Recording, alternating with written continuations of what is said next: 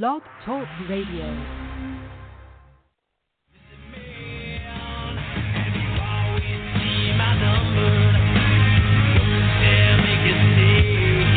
But we are making a stand, and we're waking everybody up that 9/11 was an inside job. And you are the minority. You are the cowards who don't know the truth. You're the people that serve this evil system. You're the people that serve a system that hurts innocent men, women, and children. Not just Iraqis, not just Afghans, not just Africans, but the people right here in this nation. You serve a new world order that attacks and feeds on you. And I'm here to tell you that you will be defeated. Your hours are numbered. We've got the energy. We've got the life force.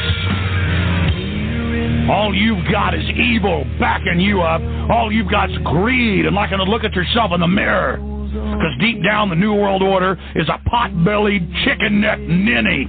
And all the armor and all the weapons are nothing. You are nothing compared to good. You are nothing compared to life. And you will be defeated.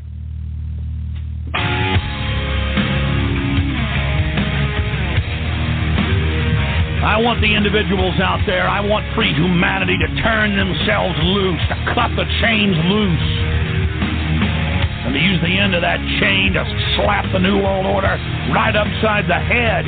You've got the power. You want to know who's going to defeat the New World Order? It is you. You're the individuals that are going to be able to defeat this system. You're the individuals that are going to be able to take down the New World Order. It doesn't matter if Ron Paul wins. It doesn't matter if they rig the election. What matters is that we're starting to stand up. We're starting to move. We're starting to find our legs. We're starting to build our muscle. We're starting to realize that we do have power, and we can work together, and we can take action, and that the naysayers are a pack of weak liars who have never had any successes in their life and who are upset and frustrated to see us beginning to have victories against tyranny. They don't have any respect for themselves. They don't have any vision, and they don't have any will. And they sure don't have any of the power that shines out of God's soul and energizes all life in the universe. They have wed themselves to death, and they will crumble, and they will fall, and for eternity, we wed ourselves to life, and to everything good, and everything that flows from it.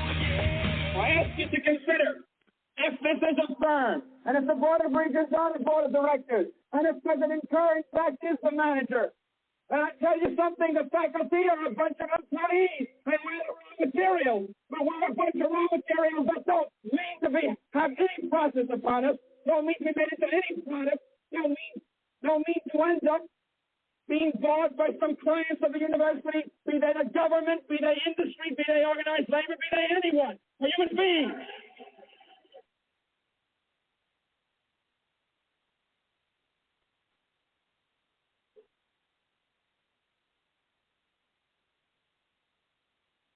That brings me to the second mode of civil disobedience.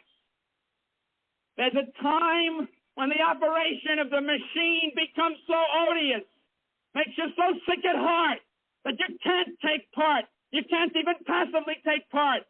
And you've got to put your bodies upon the gears and upon the wheels, upon the levers, upon all the apparatus, and you've got to make it stop. And you've got to indicate to the people who run it, to the people who own it, that unless you're free, the machine will be prevented from working at all.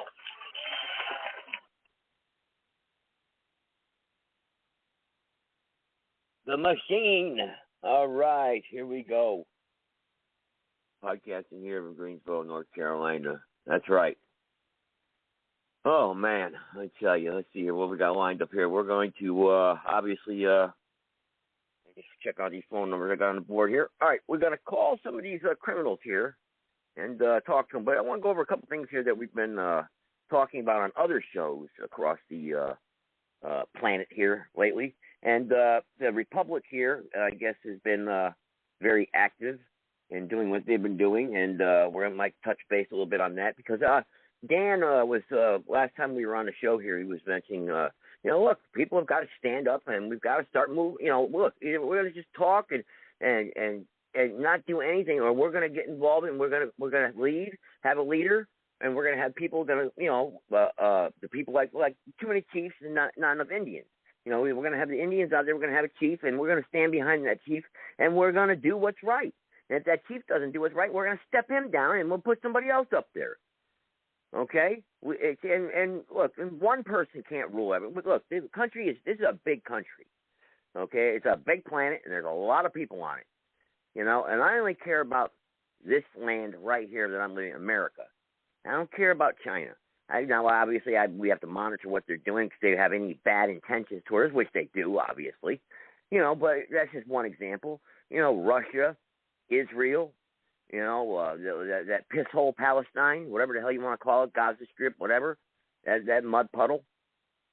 All these places that chant death to America, like Iran.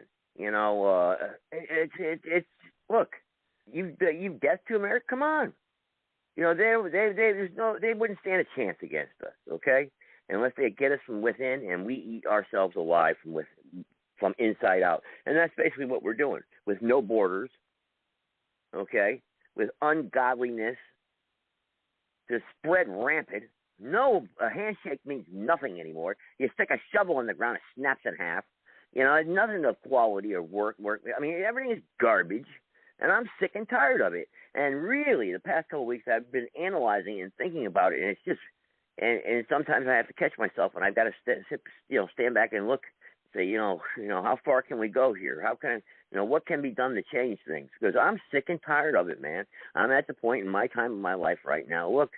I got to make a move. I've got to start, doing what I think has to be done to make a difference. And this, I can look back at my life and say I did something that was worth something to make a change. And that's really what has. And I'm sure a lot of people think the same way. And that's what we have to. That's what we have to do. All of us. We've got to take a look in the mirror and say, what are we going to do to make a change? Whether it be in our own house, our own backyard, our neighborhood, our city, our state, our country, our world, whatever it is.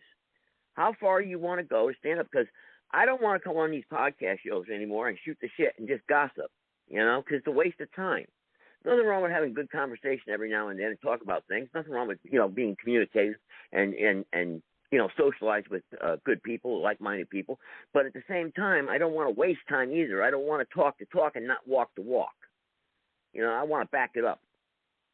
I mean, I will beat the life right out of you if you're trying to take my freedom. That's the attitude we got to take. That's what we have to do. Because this is serious business. This is serious stuff that's happening right now around the world. This is big stuff. Lead us right into World War III, destroy everything, take our freedom, digital currency, this and that. I'm sick of it. I don't want to talk about that crap anymore. I want solutions. I want real solutions. We were on a podcast show last night. I typed up something about this Kamala Harris. Sent it out to a bunch of people. That's the format we can use, start with, and let's go. Let's start doing, we got to attack somewhere, somehow, some way, at some shape, way, form to get our foot in the door to start battling this, okay? It's got to be done. It's got to be done. This is our country. It's our life. It's our freedom. It's our children's freedom, and we've got to make a change. We've got to start somewhere, somehow, and stop talking and start doing. And again, for all the agitators and for the three-letter scumbags out there, I'm not advocating any type of violence, okay? I'm not telling people to go out there and do any specific one thing to anybody else or any agency. What I'm doing is trying to get people motivated. Because I'm sure everyone out there has some sort of issue that they're facing that needs to be addressed. With large or small, big, medium, whatever. Everyone's got some sort of problem out there that needs to be addressed that really is directly involved or indirectly involved somehow with this administration, this government, and these people that are in charge, supposedly, because we allow them to be in charge. So we've got to start making a difference and start doing things that are gonna have some sort of reflection back. Like they throw that rock in the water and you see a ripple effect. We've got to have some sort of ripple effect. And we've done it on this podcast show. We've made differences. We've made changes. We've woke, shaken things up here. We've done it before. Otherwise, they wouldn't be trying to remove me all the time, or they wouldn't be blackballing me, or they wouldn't be censoring me, or they wouldn't be kicking me off, suspending my account. You know, they're sure as hell ain't doing it because I'm talking about football. So anyway, let me open up the floor here real quick before I start calling people, because people got their hands up. We could bring Dan on first, and then I'll go from there. Dan, what's up, buddy? Hey, bud, how you doing? Doing all right. Can you hear me? Well, not all right, really. That's a lie, really. I'm not doing all right. I'm pissed off. Join the crowd. It's a growing number of people. Yep. Yeah, man. Yep. It's what's a on your growing mind? number. Anything you want to address real quick? What's that? Anything you want to address real quick or bring up before I start making phone calls here? Oh, no, just to add on to what you were just saying about people getting off their ass and getting involved and stop all the bitching and all the protesting and all the meetings and online Zoom calls and all that shit. We're past all that. So pick a side, okay? Because there is no fence to sit on. That's what people need to understand. The fence is gone. There is no fence to sit on. You're either going to be on one side of this issue or the other from this point on. So pick a side and get ready for the war that's coming. Amen to that. Yeah.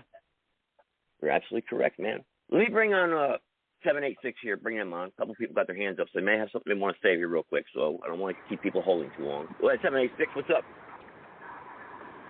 Hey, Joe. It's Mike with RighteousArmy.org. This is a new phone I have, just so you know. Oh, yeah, different number. Yeah. I know you usually recognize if I call in on the 305-910, but I was having some issues with my connections, as you know, so I changed phone companies and got another phone at the same time. I still have my old number, but I got this one. Okay. So, yeah, it's just me. I want to take some other calls. I know you got background noise right now. Yeah, my window's down and I'm driving. Let me roll them up. Okay. All right, well, anything on your mind here you want to address real quick? Because I'm going to start making some phone calls here. So anything you want to open up with or you want to talk about real quick? I'll give you the floor here for a few minutes if you want. Well, I mean, you said it, and Dan said it. Maybe the only perspective I can add, which is pretty consistent with my usual theme, is that we do live in a world where people are just completely pacified, with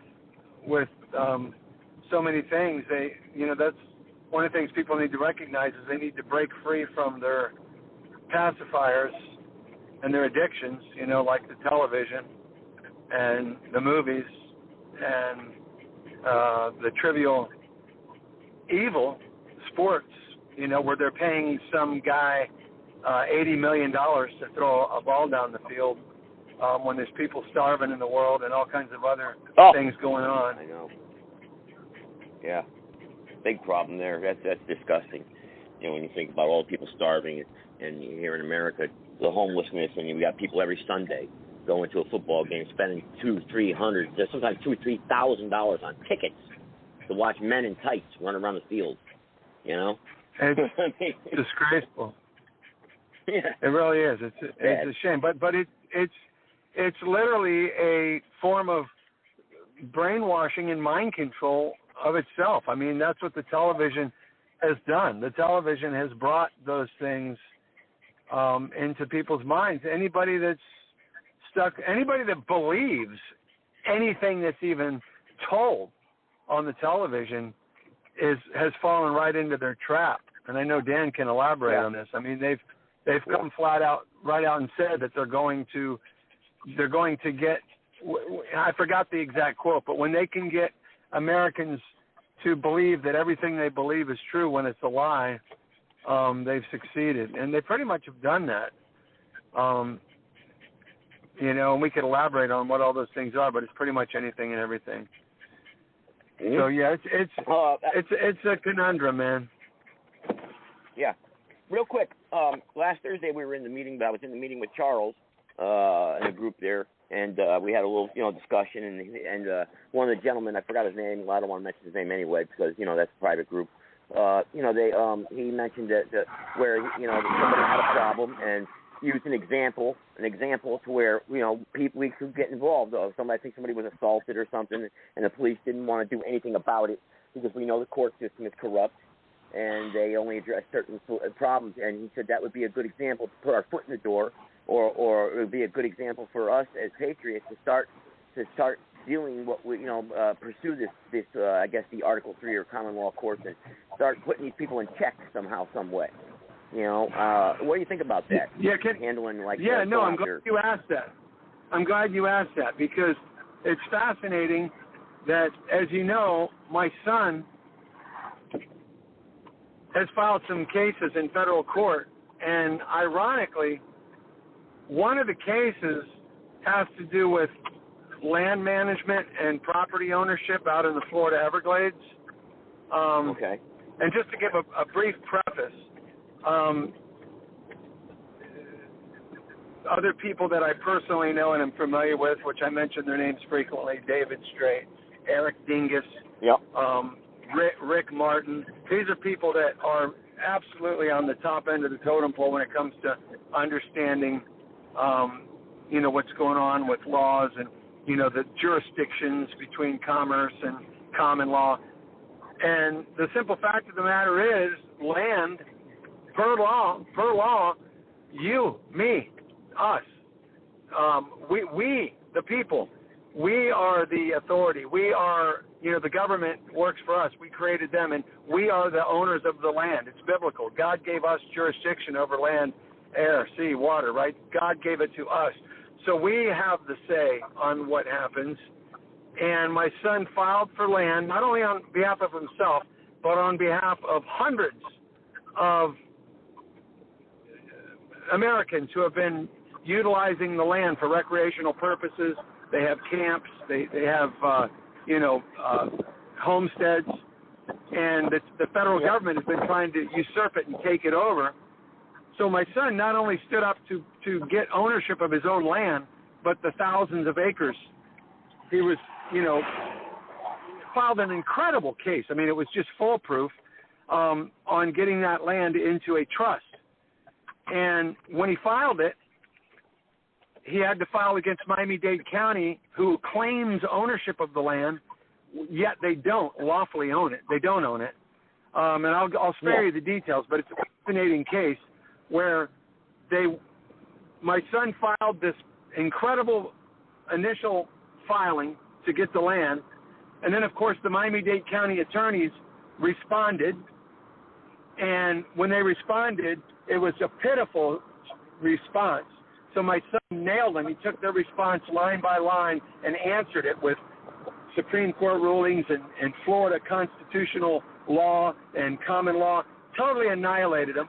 So then the judge was now to them, okay, you have, 30 days to respond.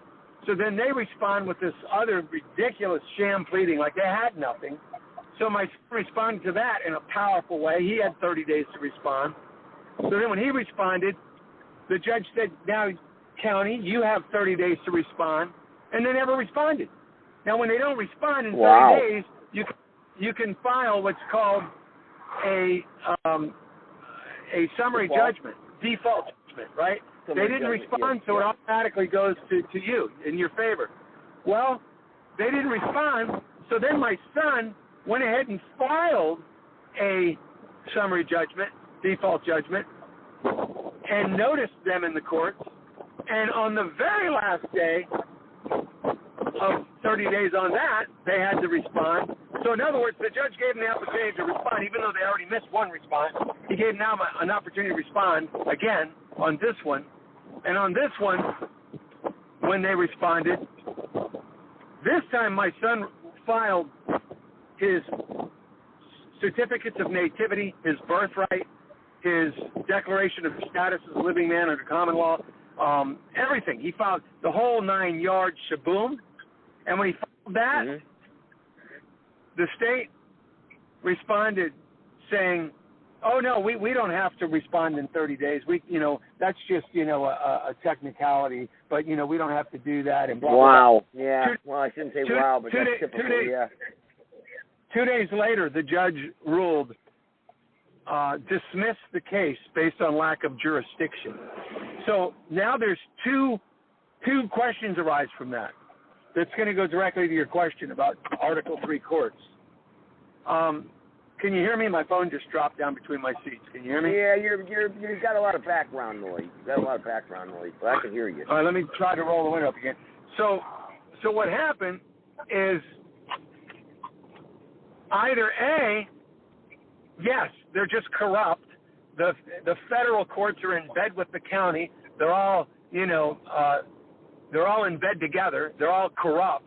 Or there's a very strong likelihood that because my son filed his man on the land status at that time, and all of his other pleadings were in concert with constitutional law, that finally the court said, made a record of it. Right, and the court said we have no jurisdiction. So now my son is filing an appeal, and he's going to take it to an Article 3 court.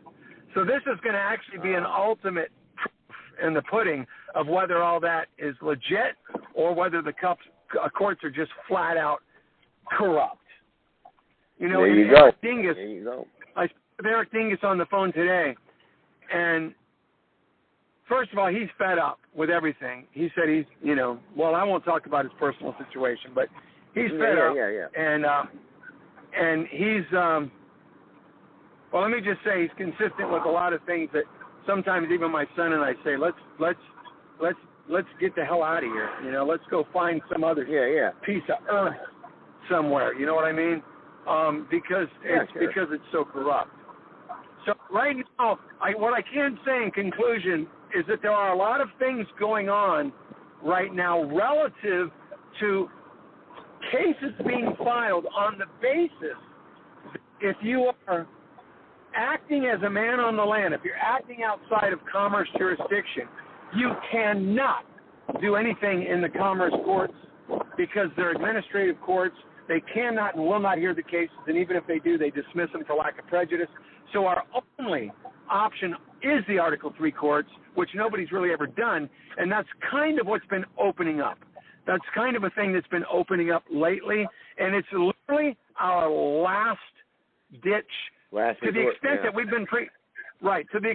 been preaching, all of us, especially, that's our whole message at righteousarmy.org, right? Lawful and peaceful until forced to defend our communities. Well, right now we're still in the lawful, but we are literally right now at the last line of that. If all these lawsuits that are going on, not only with my son, but many other people around the country, do not prevail based on the fact that now Article 3 courts are hearing it, then that means the whole thing is a sham, a psyop, it's corruption up to the yin-yang. And at that point, then it just becomes a matter of where is our righteous army armed, literally? Where are they? Because at that point, that's what we're going to need at that point. Yep. Well, that's good. That's good, Paul. Dan, you want to make a quick comment on all this stuff that Mike just talked about? Well, yeah, it's a case where people are actually taking action, and it's going to get results one way or the other. A lot of people say, well, I don't want to do anything unless I'm guaranteed to succeed. Well, that's the wrong attitude. You learn something even if you fail. So, and if you bring up action against these criminals, Mike, your background noise really are. Mike, your background noise is terrible because Dan's making some good points here. It's terrible. Yeah, I'm gonna mute my phone. Hold on a second. Yeah, because I know it's got to be distracting for Dan. All right, go ahead, Dan. Sorry. Yeah. Okay. Yeah, that's a lot better. But anyway, it just shows you that if you take some kind of action, you're not necessarily guaranteed to be 100% successful. Many of the times I've taken on the beast, I didn't win a total victory, but I looked at it as, well, I'm still alive, and they didn't throw me in jail. So in a way, that's a moral victory right there. I did win the hearts and minds of court reporters. The public defender came over to our side. I had 2 plainclothes state troopers came over on our side. I had a county cop came over on our side. One of the ladies that worked in the admin department quit her job and said she wouldn't work for them anymore because of what they did. And this lady was in the same school and class as my daughter, so we knew her personally. So, you measure success in different ways. It's not always you win $1 million lawsuit or some criminal goes to jail. Okay, we're not quite to that point yet because we're few in number. So you mark your victories in exposing them for the criminals that they are, but it also lets good people out there know that there's somebody fighting. Like everybody that came to our aid, they would not go out on their own and do it. But as soon as we took the battle into the courtroom, we had all kinds of support that came out of the woodwork. And many of them were working at the courthouse, were police officers or state troopers, or even in some cases lawyers, who absolutely were on our side, encouraging us, and we're glad that we took the fight to the enemy because they personally did not like the judge, did not like the prosecutor, did not like what the state was doing.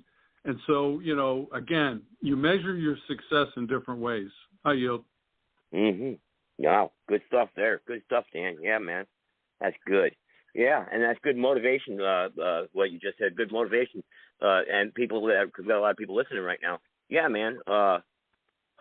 When you think nobody's paying attention or nobody's watching, you'd be very surprised that the people that are sitting in the background, those are the true patriots that, a lot of people are waiting for that little nudge to get off that darn fence and start saying, hey, yeah, there are people out there. Because I know I face that problem a lot. I'm like, nobody's listening to me, man. Nobody's going to stand behind me. And like Mike was just saying, he the chain and the process that he just followed and went through was like bowling, the pins, bing, bing, bing, bing. You got them, get them all in order, and then you got the strike, So that's good stuff, Real good. Let me give another little anecdote. Okay. Yeah, this is another one from my own personal experience. When I was a boy growing up, my grandfather and my father used to tell me this one all the time, that when you get older and you get an opportunity, you don't do things because of gain. You never do it because of gain. You do it because it's the right thing to do. And my father would always add on there, he goes, you never know when somebody's watching. You never know. He said, so you just mind your own business, walk the straight and narrow, keep your nose clean, and do the right thing. So when I was in basic training for the Air Force, I wasn't a squad leader and I was not a dorm chief. I was just one of the regular troops. But during my time in basic, I would march the guys to chapel on Sunday and march them back. I would march them to the chow hall and bring them back to the barracks because everywhere you went, you had to march. And a lot of guys didn't like doing that, but I didn't mind doing it. So I would take charge of telling them when to do a quarter turn left or bring the column to a halt and all that stuff. So the point of the story is I never worried about was somebody watching me. I just did it properly, and I did it time after time after time. Well, when it came time to come out of basic training, I was awarded top 10% performer, which meant an extra stripe coming out of basic. And everybody marveled at that because in a 50-man flight, your top 10% is 5 guys, and that's usually the dorm chief and the 5 squad leaders. Well, in my case, I was none of those, and yet I was selected. So one of the squad leaders obviously was pissed off.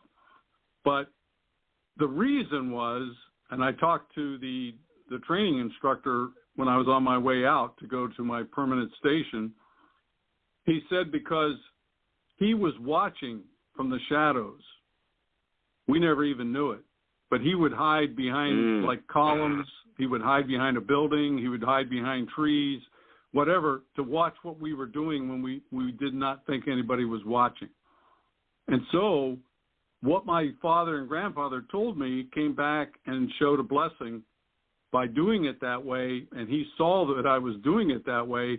everything they told me came to pass. And I'm only saying that because our ancestors gave us lots of little nuggets of wisdom, just like the scriptures give us nuggets of wisdom. But it never is going to bless you unless you put it into action. I yield.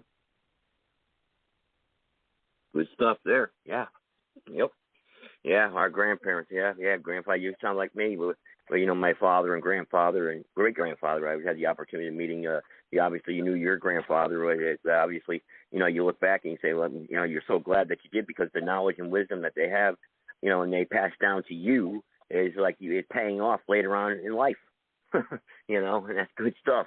A lot of people don't get that opportunity. And a lot of the young kids today don't pay attention to that opportunity. It's what a shame. It's a shame. But, yeah, that's good. All righty. Okay, let me, anybody else real quick want to put your hand up here before we start making some calls here? We had some ideas last show we did where we're going to call up that one of the main issues that we were talking about is, look, I know, it's the de facto and all, but Kamala Harris is not a natural-born citizen.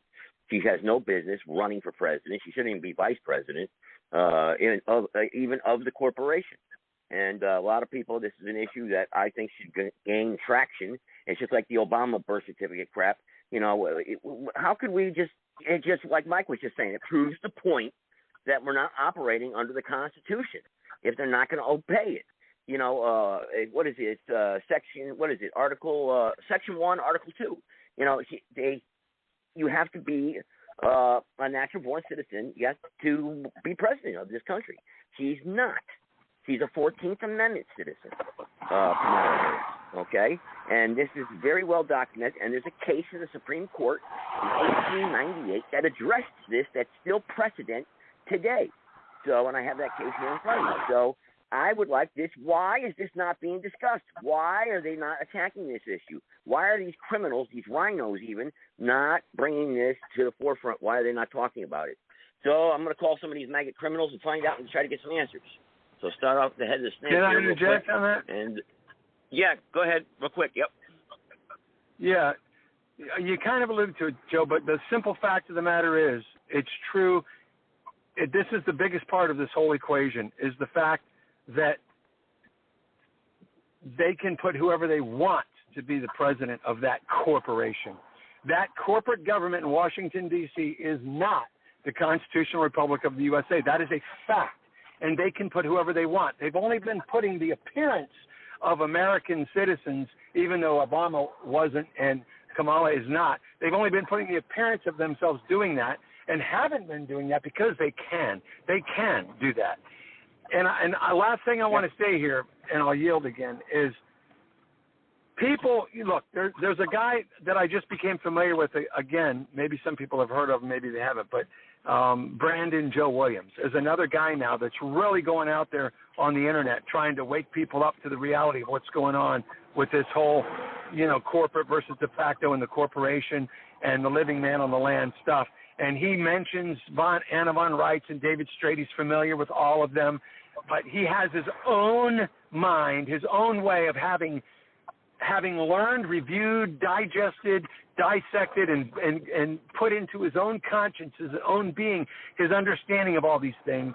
And he encourages everybody. He calls it part of the awakening. More and more people are waking up. Maybe a few years ago it was just Anna von Reitz, and then maybe it was just David Straight. But other names start coming up, And then this guy, he does a course online, and it's free. It's a free course. And it's funny, it's entertaining. The guy's an excellent presenter, and he's very articulate, and he's presenting exactly what's going on. His introductory video to his course, he keeps going over how you're going to be pissed off when you go through my course, but he goes in and he's going through a series of videos for his course that's free. And I think he does a superb job of bringing to the attention what's really going on. And he makes the point that more and more people are waking up and need to wake up and become like Anna von Reitz, like David Straight, like him. It's not about following some other person. It's about these people are out there waking other people up to this reality, and he's a very excellent example of it. So I'd encourage you to watch his videos. I'll text you his video. The guy really has it down, and more people need to start becoming aware of this reality that the corporate government is hand in hand with what I always call the New World Order, One World Government agenda, which we all know is what it's all about. I've hashed on that over and over what their intentions are with it. They're anti-God, anti-nature, anti-race, anti-gender, anti-human. They're destroying everything God made, and it's all a corporate system. So that is the cornerstone foundation for what we all need to be aware of and be pursuing, which leads to the earlier comments I was making about Article 3 courts. I yield. All right, Mike. Yeah, you're right. You're right. I got somebody else here with their hand up here real quick. Let me bring them on just real quick before I start making the calls here. Go ahead real quick. Private caller, go ahead. Yeah, real quick, Joe. You know this natural-born citizen issue bugs more than any other constitutional issue because they simply won't address it. It's a matter that Article 3 of the United States Constitution simply says is reserved for the Supreme Court to address, and they simply refuse to address it. They will not give a definition of what a natural-born citizen under Article 2, Section 1, Clause 5 is, and it just bugs the goddamn hell out of me. Now, all those people who say that being born an American citizen means you're naturally born an American citizen, well, I'd like to point out, I keep stressing this, and we should stress it too. Prince Archie, Meghan Markle's and Prince Harry's son, was born an American citizen by virtue of the Immigration and Naturalization Act of 1953. These same people say that since he was born an American citizen, therefore he's naturally born a citizen, are saying that the framers of Article 2 were just fine with a member of the royal house in line of succession to the British throne would be eligible to be president. That's literally what they're saying.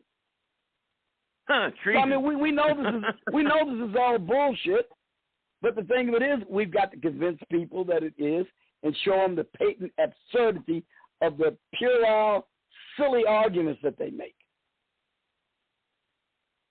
Yeah, man, you're absolutely right. And like Dan is saying, like Dan had a conversation with me, people are starting to wake up here. You know, they are. And for patriots like himself and me and you and Mike and everybody that's out there, you know, been fighting here, it's good. It's a little refreshing to see new people picking up the torch and, you know, starting to do something instead of us out there always constantly doing something, you know, and having to, you know, stretch it thin and whatnot. I got one more here. I think this is Tave. He wants to make a comment. But, Tave, a couple minutes real quick because I want to make these calls. But go ahead. I'll bring you on. Go ahead. Yeah, this is Dean. It's not Tave. Oh, okay. Sorry. Oh, you're good. You're good. I'm just I'm beside myself lately because I just feel I can't speak my truth anymore. You know, it's almost like we got to go into hiding when we have the right view and an intelligent view. You know, my buddy Richard, he can't even say anything to his family because they're all liberals, and if he talks any sense, he just knows he's going to be shunned, basically. So what do you do in a situation like that where you can't even come out and say how you really feel? Dan, Mike, you want to answer that, please? You want to give you guys probably more in tune. Maybe Dan. Maybe Dan. Let me throw that at. Yeah, it gets back to what Stonewall Jackson said during the Civil War. Okay, he said, "Duty is ours; consequences belong to God." So nobody ever does the right thing because it's going to make them money, make them popular, make them good friends. You never do that. I started my radio show 25 years ago. And I'm in the red to this day. It never made me any money, never made me any friends. That wasn't the reason I started it. So if you're going to do the right thing, you have to expect the fact that you're going to be in the minority. You have to expect the fact that you're going to take some heat, and just keep right on going. You just let the animosity and the bad names and the name calling just roll off your back like water off a duck. Over. Well, it's I hear you, and I've come to terms with that. My friend Richard's a little younger than me. He is here, but basically his family told him, you know, they caught him like watching like a Fox News or a Newsmax or anything. They would just disown him. He wouldn't even be able to sit back in the house. So he's been living this lie where he pretends he supports, you know, Joe Biden and all the rest of it, and you know, the guy basically doesn't know how to come out to his family and say, I don't agree with all of this, but I don't know how to help him come out in that way. Well, the best thing I can suggest is what worked for me is I never let that bother me.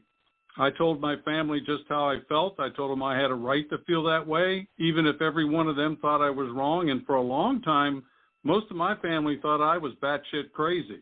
Okay, that was decades. They'd never treated me badly, but behind my back, they thought I was completely batshit crazy. And recently, though, many of them have called me to apologize for the fact that they were condescending all those years, and it turned out that many of the things I told them 25 years ago have come true. So, again, you have to just stick to your guns because you know you're right. Just like Christ said about the Gospels, okay? You stick to your guns because you're on the right path. They're the ones that have to wake up. Over. Richard's here. I'm going to bring him on. Joseph, I mean, what advice do you give about coming out to your family in that way? Basically what Dan just said. I mean, there's no other way to handle it. You got to look. You don't have to hide and who you are and what's that? I mean, look, I can understand being respectful at Thanksgiving dinner or something. No talking politics. Where family get-togethers. But if you got to hide in a closet. Because you're afraid of being who you really are as a person, then I mean, you gotta check yourself, man. I mean, you can't hide. You gotta be who you are and stand up for what you are. Mean what you say what you mean, and always back it up. And the ends never justify the means in that situation. Hey, Joe. Yep. One thing that does make a difference, and it just popped into my head. For a lot of years, I didn't really challenge much or say much because I wasn't aware of the issues. I had not been self-taught enough. But once you've done all the digging for yourself, you're not just mouthing somebody else's opinion or their stuff, that you've actually formed your own opinion based on your own research and your own thinking and your own praying. That gives you a lot of confidence.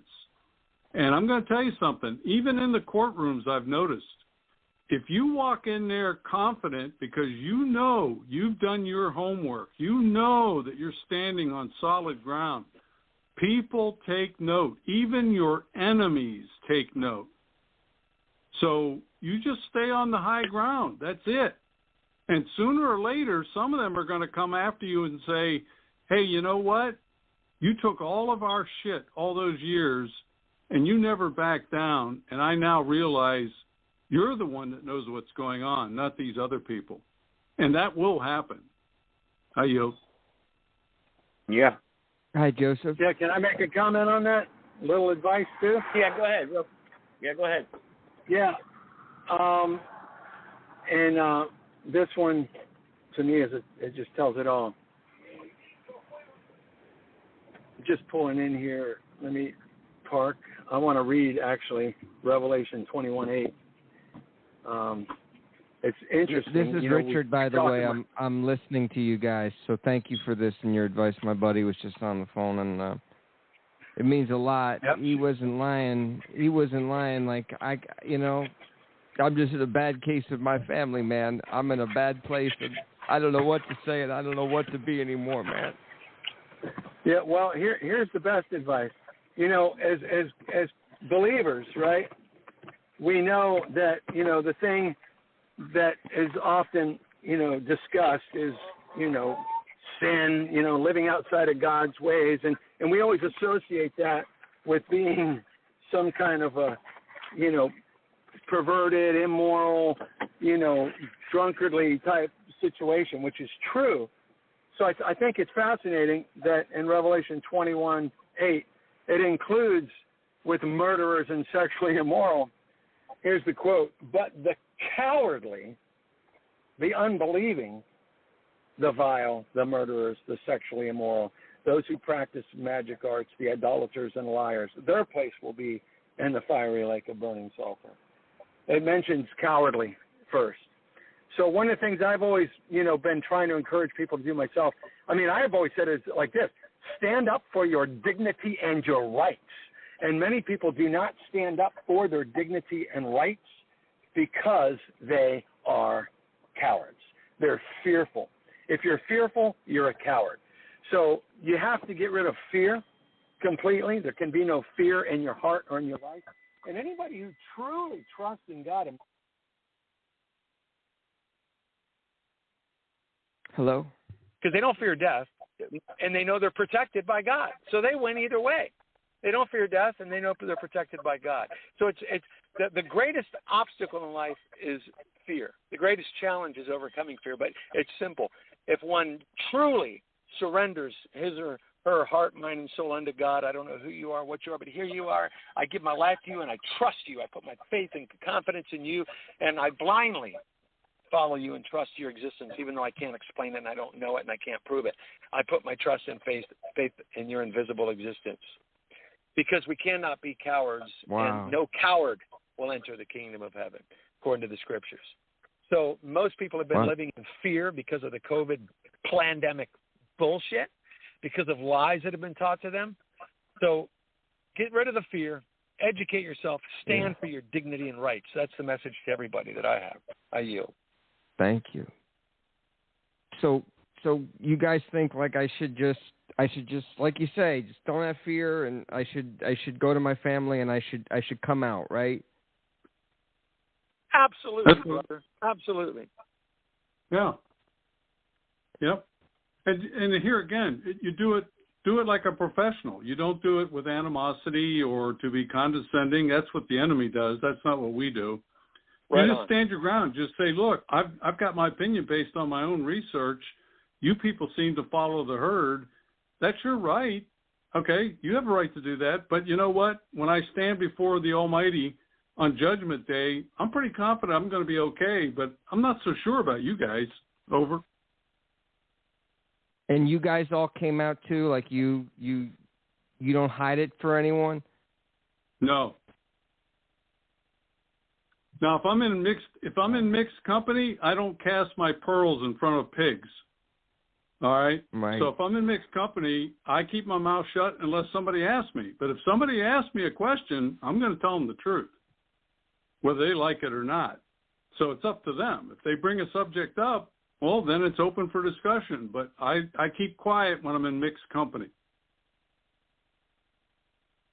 Thank you. My name is Richard, by the way. I really appreciate this. And Yeah, man. Hey, Richard, I got to make some phone calls. Richard, hang on real quick. Can I just say one thing real quick, Joseph? Yeah, real quick. I got to make some phone calls. Go ahead. Yeah. Well, you guys have really inspired me. If you've all come out, I can come out as gay too. And this is a great show because you've inspired me to come out as gay. And I really appreciate what that. What do you mean? Time out. Buddy. What are you talking about? Wrong. Yeah, what are you talking about here? What are you talking about? I think you got the wrong show. You guys told me I should come out to my family. My buddy put me on and said this was a gay show and that you guys would help me. No. All right, hang on. All right, let me. He's off. All right.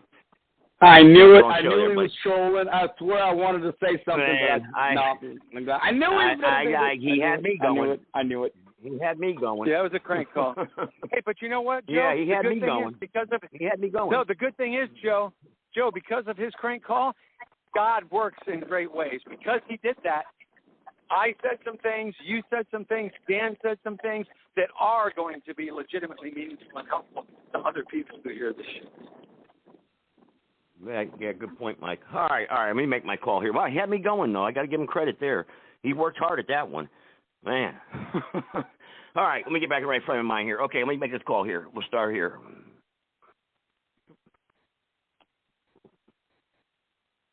Hopefully it'll get connected here. I knew it, Joe. We kept putting all of the emphasis on coming out. He repeatedly said, this call may be monitored, but will not be recorded. Okay, I think that's not the proper number. Wait. The White House. Oh, hey, how you doing? I got a question for you, if you don't mind. I was just wondering is why can you, or better yet, how about this? Can you explain to me or define for me a natural-born citizen in the United States? Sir, I'm just an operator. I'm not able to comment on policy. Okay, well, this is the White House, correct? Yes. Okay, is there anyone? I was told. Now I was referred to call this number. That's the only reason why I'm calling it, by a United States senator. I was just wondering, is there anybody there then that can answer the call or that can answer the question that I'm placing with this call? What I would recommend is writing a letter or going to the website and using the Contact Us form. That way you can get a detailed response.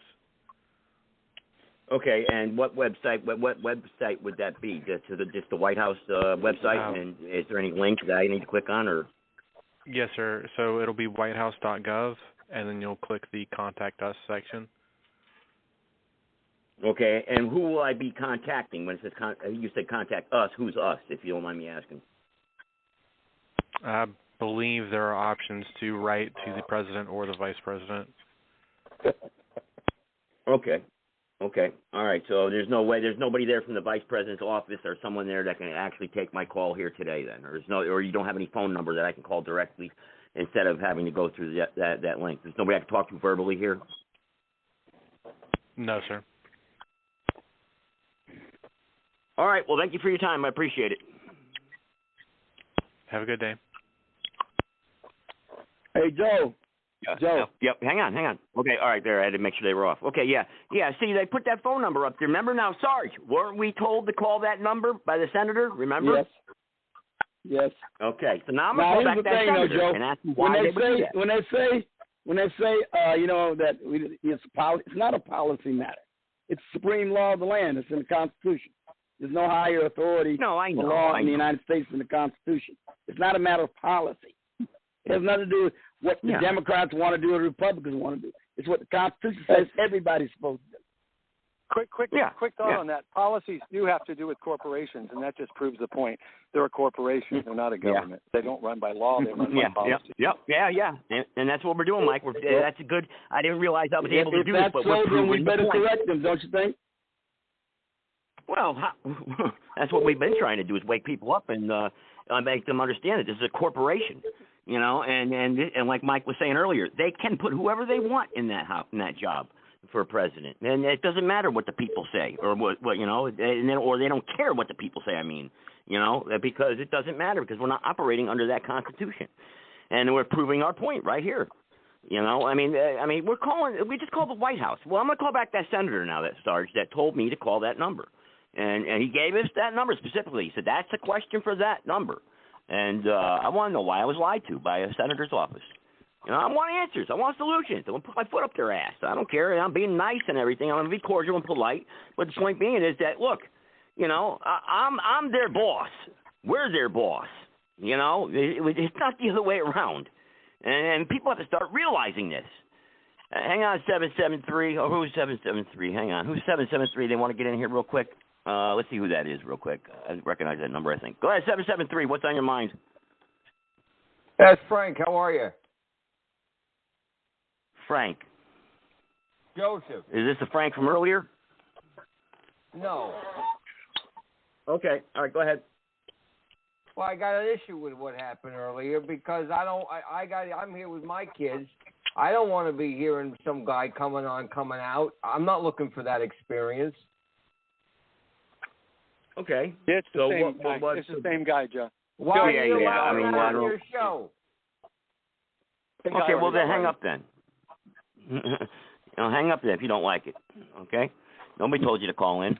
Get lost. Go play in traffic. All right, here we go. Yeah, I know. All right, here we call the senator. Time out, guys. Senator Ashby's office. How may I help you? Yes, I got a little bit. I was told. I called up last week and I had a specific question about citizenship in this country, and I was told to call the a White House number. They gave me a number to call a comment line, and they told me when I called that that's not the number I should call to ask this particular question. So So I have two questions now. Why would your office direct me to that phone number, and where that was not going to get a straight answer? And again, my question is, can you define to me in this country what a natural-born citizen is? I'm not a lawyer, so I probably cannot help you in that aspect. I'm more than happy to pass your information over to the senator if you have any comments. Are you in the Sacramento County area? Well, hang on, ma'am. You don't have to be a lawyer to answer this question. I mean, this is a policy question. Sir, please stop. We're not going to argue with you. The state of California does not create federal immigration. The state of California does not create federal immigration. You're not even letting me finish the sentence, sir. Sir, come on. The state of California does not create immigration policy for the federal government. My apologies if someone did refer you to the wrong number. My recommendation would be to call your U.S. representative or your two U.S. state senators. That'll be able to help. So do you have a number for my U.S. representative then? Do you have a phone number for my U.S. representative? I have to get your address. If you're willing to share that information, I can pull it up for you, or I can direct you to find it yourself. The address is you're in my district, so I would like my representative for our district. Well, then let me get your address, and I'm more than happy to pass your comments over to Senator Ashby. If you're in Sacramento County, let me log in right now. No, I don't want my comments passed over to Senator Ashby. I want my representative's phone number. Can you provide that for me? I'm trying to get that. I have to have your address to pull that information regardless. If not, you can go to Find Your Representative in Google, and it'll pull it up for you, and it goes to the U.S. House of Representatives page. You put your information in there, and you can click on it. Ma'am, sir, can you answer any question I ask you? Can you answer any question? I don't know. I'm not sure how to help you, sir. You're asking about federal immigration, and I'm trying to refer you to your federal representative who can better assist you.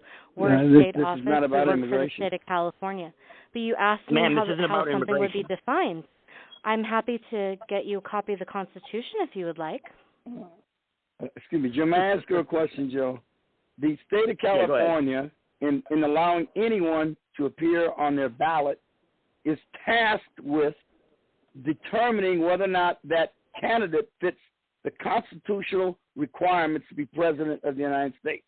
They denied Eldridge Cleaver in 1968 a position on the ballot because they deemed he would not be 35 years of age at the time he would have to take the oath of office. Y'all are really upset, and I'm more than happy to help you if I'm able to.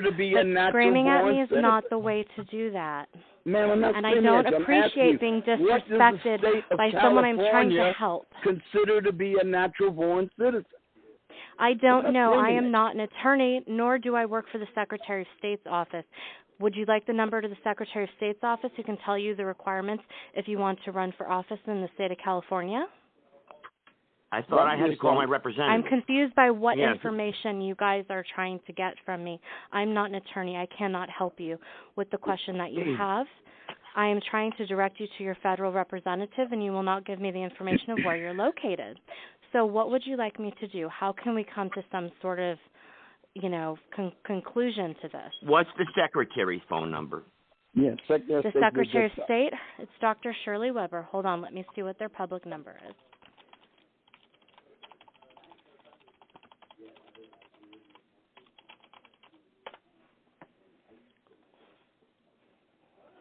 Okay. So the information that I have for the California Secretary of State is going to be 916-653-6814. They'll be able to direct you of who is and who is not eligible to run for office in the state of California. Would you like your representative's information? Sure. What is your address? My address is irrelevant. What if I don't have an address? Then what if I don't have an address? You have to live somewhere. I have to have an address? I can't look up a location. So in the United States, our representatives are based on where we live and we reside. So if you are in New Mexico, I would have to direct you to someone in New Mexico.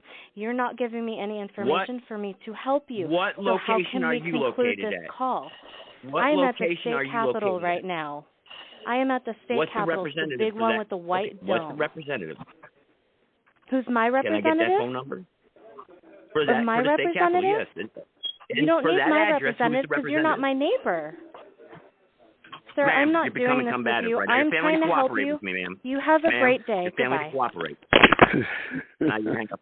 Now she hangs up. Well, like I said, Joe, when they try to sidestep you, remember, each state determines the constitutional eligibility of any presidential candidate to appear on their state ballot. Yeah, I like they the way all you asked have that. to have some idea of what those requirements are, and one of them is that you have to be a natural-born citizen.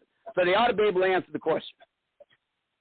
But I tell you what, little do they know, we're calling on a radio show, and look at what an asshole she sounded like. You know, I mean, you got to expect that. You just that's just a given. It's baked in. Especially with these, when you're calling somebody in a blue state, and they can't get any more blue state than California, and they have no patience for people asking questions about the Constitution. Hell, they don't even understand it themselves. Well, I have very little patience for them, you know. That's their attitude, just baked in with these people. Just got to expect it. Yeah. Well, let's call the secretary here, and make sure we write down her information. I'm gonna make a complaint. All right, here we go. Let's call the secretary. Let's get that more run around. But remember, they determine who Thank is you for eligible. calling the California Secretary of State. State. Determination. Your call may be monitored or recorded for quality or training purposes. For information related to forming or terminating a business, statements of information, notary public, apostilles, Uniform Commercial Code, and all other business-related inquiries, press 1. For information related to election matters, press 2. For information related to campaign finance and lobbying activities, press 3. For information related to the California State Archives, press 4. To hear these options again, press the pound key. All right, they should connect me because I don't have no options here to press anything. For information related to forming or terminating a business, statements of information, notary public, apostilles, Uniform Commercial Code, and all other business-related inquiries, press 1. For information related to election matters, press 2. For information related to campaign finance and lobbying activities, press 3. For information related to the California State Archives, press 4. To hear these options again, press the pound key. I'll see if they patch me through. They should patch me through. If not, I'll hang up. For information related to forming or terminating a business.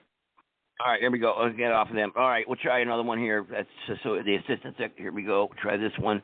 Yeah, man, this is what they do now. She'll give me a number where I got to go through. I got to dance, jump through a hoop, turn upside down, press 1, press pound, and that stuff really pisses me off. I can't stand that. You know, that just really. I mean, it's like eBay and Amazon. You know, it just burns me up. I just can't stand it. But you know what really fumes them is when I said you're failing to cooperate with me. Somebody told me that's a trigger word on their script that they give. You know, when these phone people that always answer the phone. When somebody says that, it's like a trigger word where they just snap for some reason or they hang up on you. I don't know what it is, but somebody told me that it works because they hang up quick. Real quick here before I get to the next number, anybody got any opinions or thoughts on this or any suggestions real quick? Is it open? Yeah, go ahead, Dan. Yeah. Just a comment. After many decades, it feels like dealing with these people. When you run into somebody like this, you're better off not wasting their time and yours. They're not going to answer you. Okay, they've already been coached by their legal team. I ran into this same problem when I was in the Air Force, the same problem when I was in nuclear power. People today are timid, okay, especially in management. They don't hire men like the old days. They put women and cucks and soy boys in positions like that. So first of all, they're cowards. They wouldn't answer even if they knew because they don't have any faith in what they're being told. But they're being coached not to give out an answer. Let the legal department handle it. And we even ran into that in nuclear power. If there was a winter storm and the roads were closed and people's power went down, when they call you up because you're an employee, just tell them to talk to the PR department.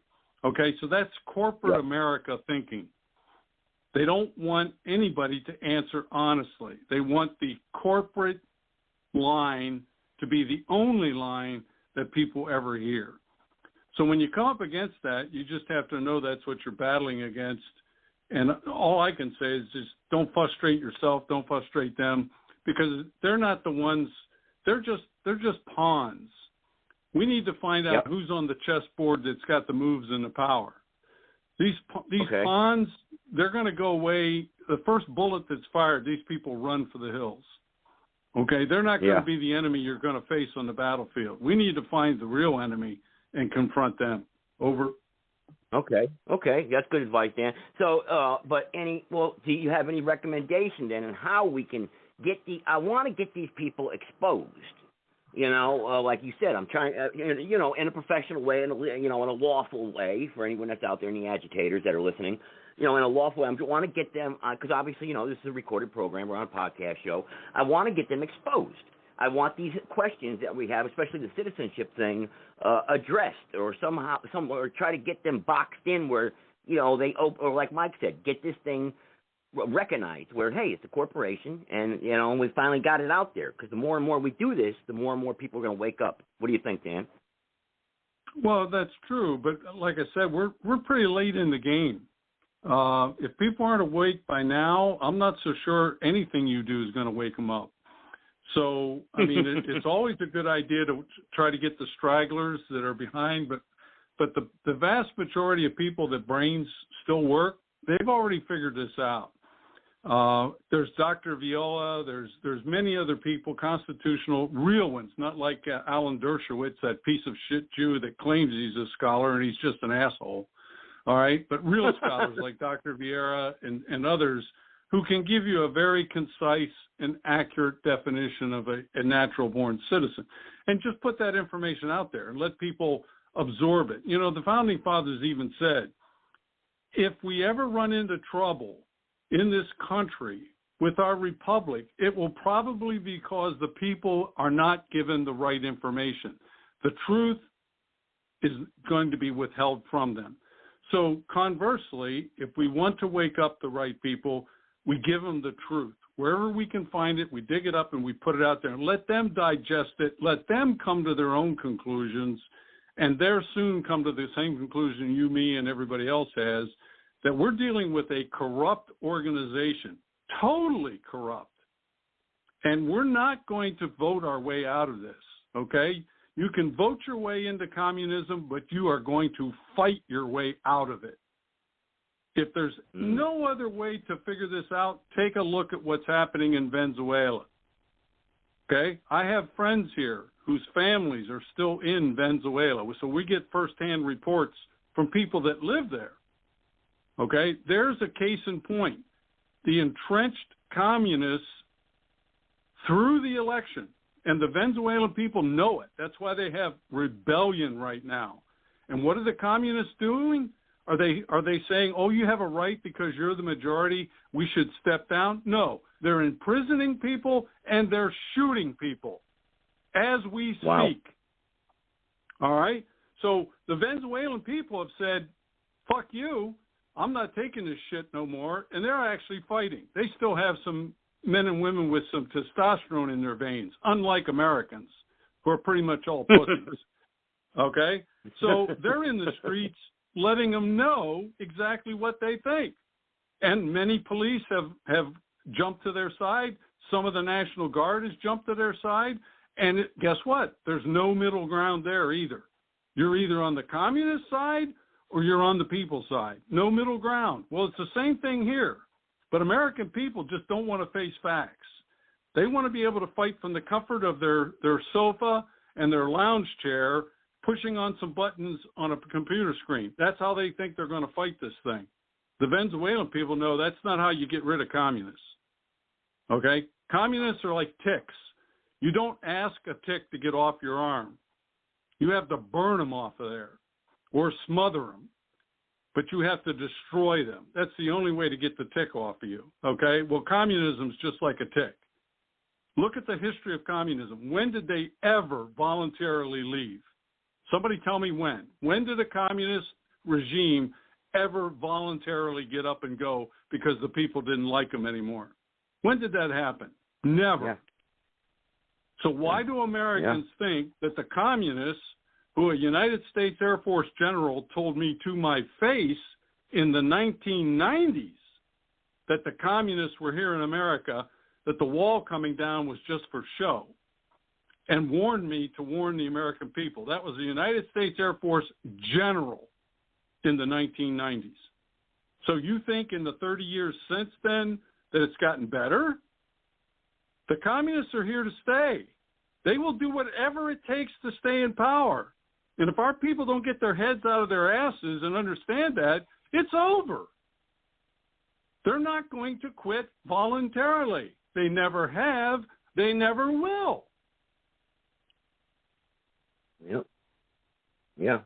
You got a critic. You got a critic in the chat room, Dan. I forgot to bring this up to you also. We've got somebody that listens to the show, and they brought it up on another show even. They said, you're calling for violence, Dan. That's what this person's saying. You're calling for violence. Full of no, shit. he's not. Yeah. They're full of shit. They're probably a Jew from the ADL that's sitting here trying to goad people into something, all right? Look, all I said was they don't ever go voluntarily. You can take that any way you want, all right? Whether this dickhead wants to challenge me or not, I really don't care because he's probably, like I said, from the ADL or sitting over there in the Israeli IDF forces where they pay them to monitor our channels. If I can interject, he's also a killer. Like that. Yeah, let me interject. He's also a killer because he's sitting behind the chat box instead of coming on, like Dan said, and discussing it with Dan. Yeah, it's a her. It's a female, actually. And I challenge her to call in. You'll get the floor. Nobody will interrupt you. You say he's calling for violence. You're making this claim. Why don't you call in and challenge his thoughts here? Because Dan's very knowledgeable, very nice guy. He's a brave patriot, and he's not calling for violence at all. He never has. I've met him, and he just, he loves his country, and but he's speaking his truth. And if speaking truth is against the law, then so be it. That's what I say. So, Kat here in the chat room, why don't you call in? And talk to Dan here. Nobody will interrupt. Getting a lot of background. Dan is not a patriot. He says you're not a patriot. Well, I challenge her. Yeah. Besides that, I don't want any women in my army anyway. Yeah. Yeah. Well, you're in here calling them names, Kat. I mean, why don't you come on and use some knowledge that you claim you have and your military background that you say you have, and press 1. Call in and press 1. And instead you're in the chat room throwing names around, accusations. That's not very big of you. Actually, it makes you look like a small person. So, the line is open. Call in. These are, like you said, Dan, call these people out. We're calling you out.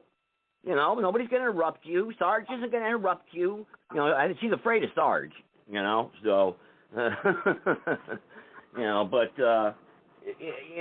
don't like that when people do that. They make accusations like that because it's dangerous, number one. And number two, it's wrong. It's just wrong, especially if you don't know the person.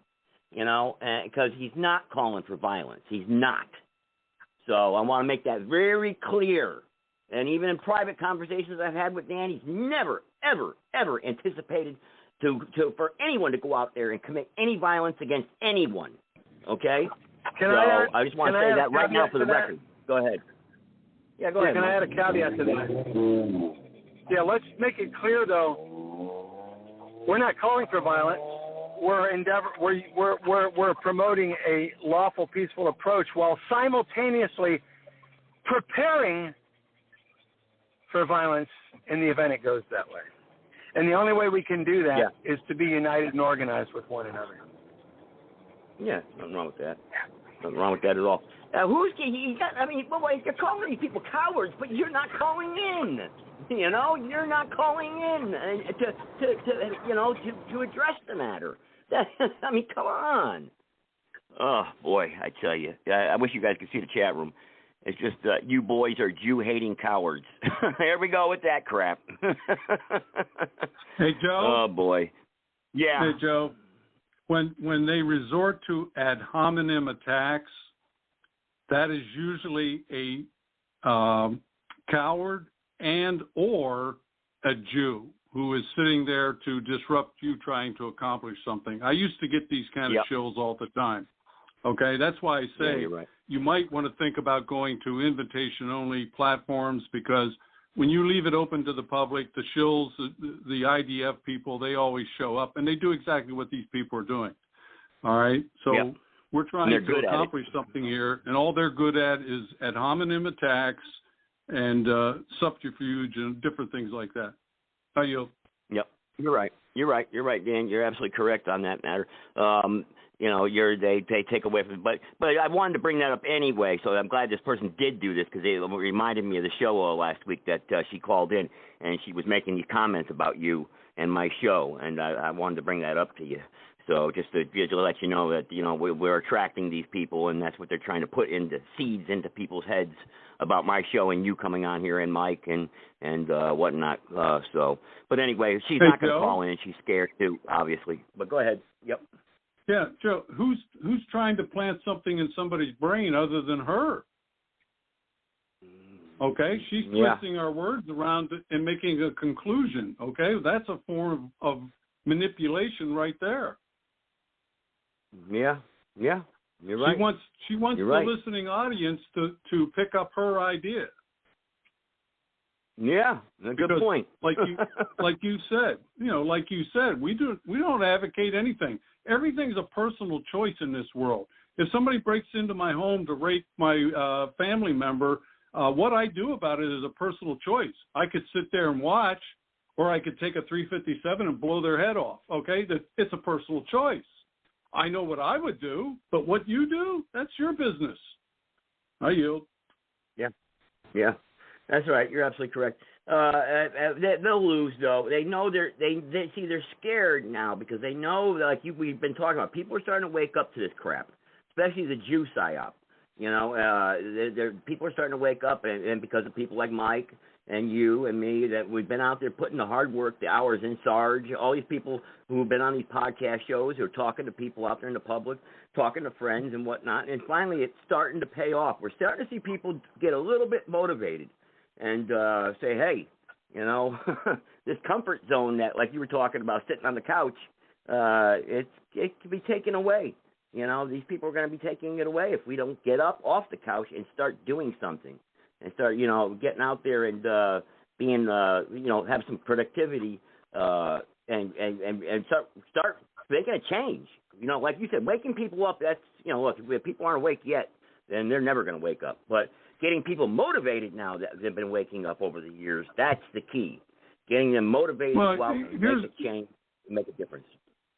Yeah, here's a good point. Did you see any of that Olympics opening ceremony? I heard about it. I don't like to watch the Olympics anymore. Well, I don't either. Tell me about it. Well, yeah, but it was a total mockery. It was a mockery of the Last Supper. It was a complete, total put down of the Christian faith, whether you want to talk about the mainstream heresy or actual believers. It was a mockery of anything having to do with the Bible. It was a promotion of every perversion that you can imagine. And it was in your face. Now, did any of these liberals and libtards like this female, did they get upset and contact the people at the Olympics Committee for putting this kind of trash out there for young children to see and everything else? Instead, they want to come on to little talk shows like this and try to make us look like we're villains. Okay? She's got her head up her ass. What can I say? She doesn't know night from day. Yeah, you're right. And that's a good point. Did they contact them? That's good how you said that. That's what we need to tell these people. Have they gone out and have they contacted and complained? Nope, they haven't. Instead, they want to attack us. Exactly right. They're hypocrites. Okay. Hypocrites. Yep. Hypocrites. All right, well, let me get back to this number here. I got one more number here that I did have on the list, so let me get this number out of the way, and then we'll start wrapping up the show here and get some good talking points, talk about what this – I got a question for you. I sent out some emails to people. I think I sent you one, Dan, a copy of that lawsuit that I typed up, just as a beginning point or something to build off of, maybe if people want to do it. Somebody made some comments last night on another show, where we, how do we get into court or at least address the court somehow to expose this Kamala Harris thing. And I drafted up a quick little lawsuit and just said, hey, go with this. So sent it out to some people, and we could talk about that in a minute. So let me get to call this number here real quick. Okay, here we go.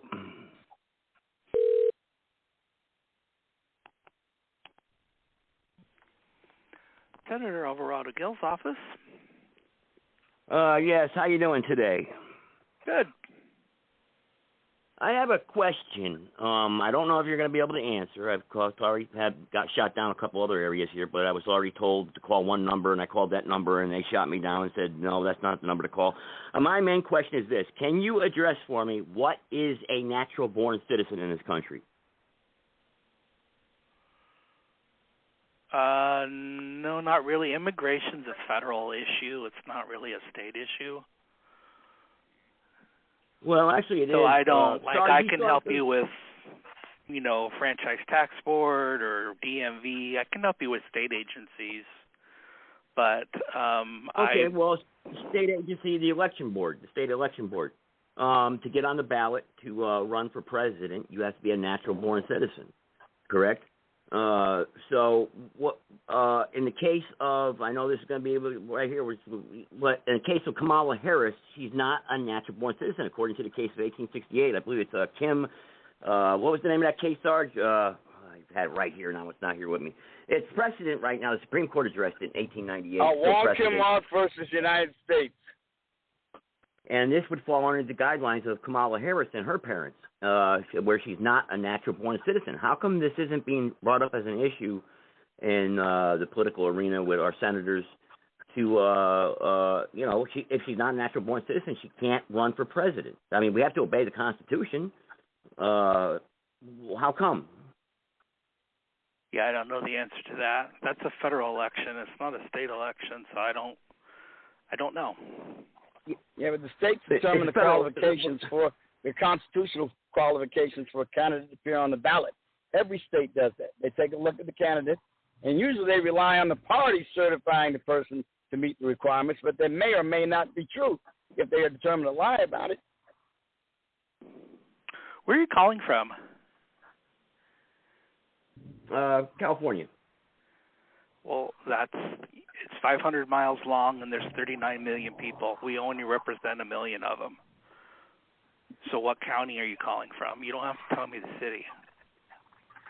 Well, does that even matter? I mean, the point of it is I'm calling from your county. Actually, it does. And well, I'm a citizen in your state, and I'm in your district. I am too. And we just have a particular question. Well, I have that question. Can you answer that question, or do you have any? No, I can't answer that question because I don't have any expertise in that area.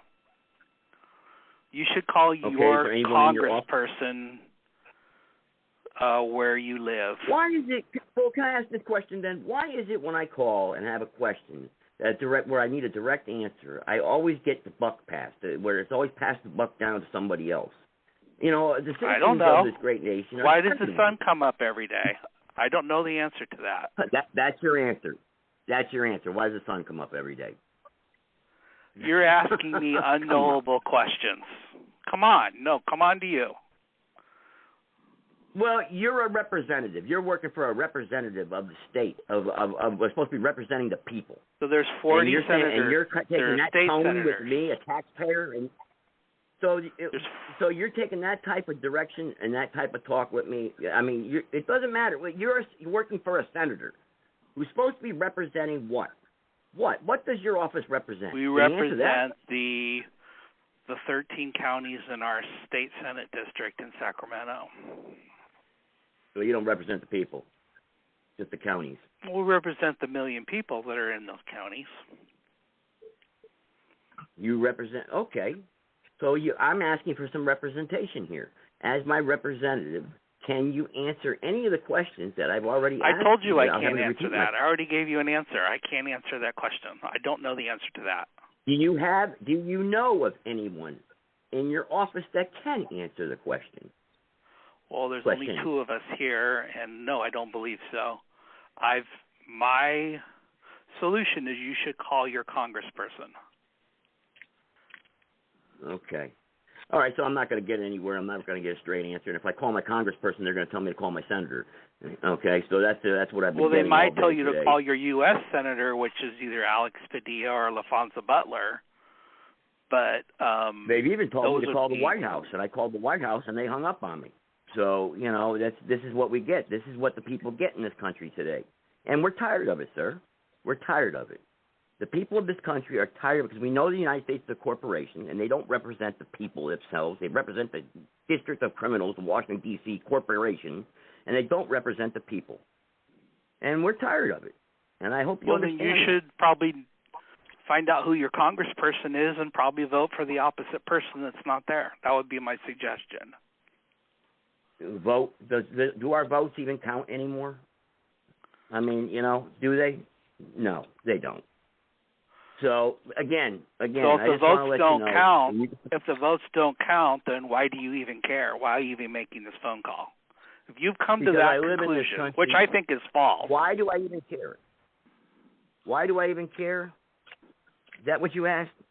After getting off the phone with you, you're right. I probably won't care that much. I'll care even less because you know what? The attitude that you've given me and the things that you've said are absolutely. Sir, I've had this job for decades, and I've helped thousands of people over the years, and I've never had a phone call like this. That's a good. And I have answered your questions, Might not like the answers I have given you, but I have given you an option to get a solution to this. Obviously, you don't like my answers, so I mean, I'm sorry. I don't like the things that my spouse tells me sometimes either, or sometimes my kids tell me. But I have to deal with that. So I would contact your congressperson or talk to an attorney that could maybe file a lawsuit. Talk to an attorney? Why would I want to talk to an attorney? Because that's how we settle lawsuits in our society. That's how we settle questions in our society. Legal questions. Really? Well, it's either that or a civil war, which I wouldn't really recommend. No, I don't recommend a civil war either. Violence is never the solution to anything. I agree with you. Well, thank you for your time. At the very least. Thank you. You bet. Have a good day, asshole. All right, there we go. Actually, that was kind of fun, that one. Just exposing the criminal elements of the criminals in our country that are supposed to be representing the people because they don't represent the people. They represent, he even said it, the counties. All right, guys. Well, anyway, all right. Any thoughts, comments? And then the lawsuit I sent, I think I sent it to you, Dan. I just checked. Maybe opinions and thoughts about that. Sarge, I don't know if I sent you one or not. Mike, I think I sent you one, Mike. But any comments, anybody? Well, you know, here's the problem I got with paperwork, all right? And this all started back in the 1980s when I first started contacting patriot groups that were fighting in the courts. They were using paralegals. They were using common law, anything that the patriot community could grab a hold of. And I attempted in my own way of doing it. And in the courts, basically, first of all, if you brought up anything about the Constitution, they threw it out. If you brought up anything out of the Bible, they threw it out. If they didn't like what you were trying to do, they threw it out. Okay? So even clear back then, it was difficult to find a court that gave a damn about what the things that we're concerned about. So that far back, they were already corrupt. So today, you can imagine what they're like. So the point of it is that it's all well and good if you want to take the time to do that. But what my conclusion finally was a gigantic waste of my time, my efforts, and my money. I spent a lot of money for paralegals and other help to draft what we thought was perfect paperwork, only to have it laughed out of the courtroom. Never got anywhere with it. They don't care. The best thing I ever got was when I challenged driver's licenses and registration. A judge in a small court told me, well, we can't have you constantly being arrested, so here's what I'm going to have you do. File a lawsuit against the state. And I said, oh, really? He said, yeah, as long as it's being contested, nobody can arrest you. And I thought, oh, wow. So I did just that. I bought a book on how to do it myself. I filed a lawsuit against the state of Ohio. And sure enough, there were a few times I got pulled over because I didn't have a standard plate on and I didn't have a driver's license. And when the police officer came up, I said, before we get started, I need you to know that a judge has told me to file a lawsuit, and this is now in litigation. And I carried a certified copy of my lawsuit in my pocket, my jacket pocket, because I was on a motorcycle at the time. And he took the thing back to his squad car. Dan said before we get started. Dan said before we get started, I can hear you say. What? You said before we get started. I can see you now. The cop's face. I wonder what it will look like his face. Oh yeah, I've done that quite a few times, and I get a very startled look at me every time I say that. Before we get started, you need to know I'm a protester or whatever. But yeah, it always ended well. I have to admit, it always ended well. Sometimes they didn't like what I said, but other times they wanted to know more information. They actually wanted to know more about what I was talking about. So anyway, this police officer happened to be a guy that was somewhat indifferent. He didn't show positive or negative, but he went back to his squad car, and I sat on my motorcycle and I waited, and he come up and he said, get out of here. So he gave me back my copy of the lawsuit and my ID card that I had made up myself, and I went on my way. So the judge actually did me a favor. He found me guilty of not having the right paperwork, and then fined me $10 court costs. So, in effect, he covered his own ass by finding me guilty of not having the right paperwork, but he supported what I was doing by telling me about filing the lawsuit and then saying that my fine was like $10. Okay, so that's how you have victories, okay? Did I have a total victory? No, not necessarily. But did I have a moral victory? You better believe I did. Right. Yeah. Okay. Well, Joe, can I say a thing or two about violence and inciting violence? Yeah, go ahead. All right. Now, as you well know, there's a rather well-known member of Congress named Jamie Raskin. He's the ranking member of the House Judiciary Committee. That's pretty significant position. A lot more significant than any position anybody here on your show has, at least as far as being in the government.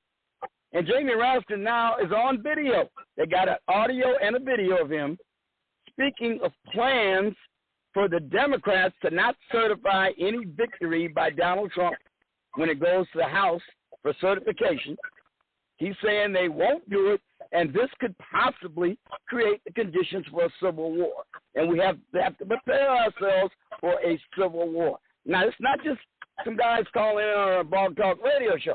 This is the ranking member of the House Judiciary Committee on the Democrat side. Have you seen that video? Have you heard it? It's on the web. No. You can go out there and see it. He is saying that the Democrats are going to create the conditions for a civil war if Donald Trump wins the election, and there may be consideration to not certifying the election if they regain the House and the Senate in the November election. Talk about an insurrection. Whoa. Talk about denying the election beforehand. Before it even occurs, they're already contemplating it. Well, yeah, they're agitators, yeah. And most importantly, also the Republicans. They are prepared for the beginning of a civil war, just like in 1860 when the Democrats did the same thing. Can I comment on that, John? Yeah. Mike. Yeah, go ahead, Mike. And then I want to talk about the Republic, some stuff you brought up about a couple months ago, some stuff that I was looking at their page last night. Go ahead, Mike. Yeah, and as again, whenever I speak, I'm always speaking with the motivation that people are going to hear your video, and I believe in education, and there's new people always coming on board, and I like to say things that I believe they need to hear. And they do need to be aware, as most of us are, that what Sarge was saying is by design. They've been endeavoring to manipulate the American people into a civil war purposefully and using Donald Trump to that end. Let's, create the pandemic and rig the election. Let's charge him with crimes. Let's arrest him. Let's do a little let's do a little stunt where we can say he was an assassination attempt took place. We got to do something that's going to rile up the American people. Fortunately, half the people that supported Trump when he ran in 2016 and 2020, which I was one of them, half of the people have fortunately jumped off that bogus bandwagon and are waking up to the reality of what's going on. They're absolutely using him.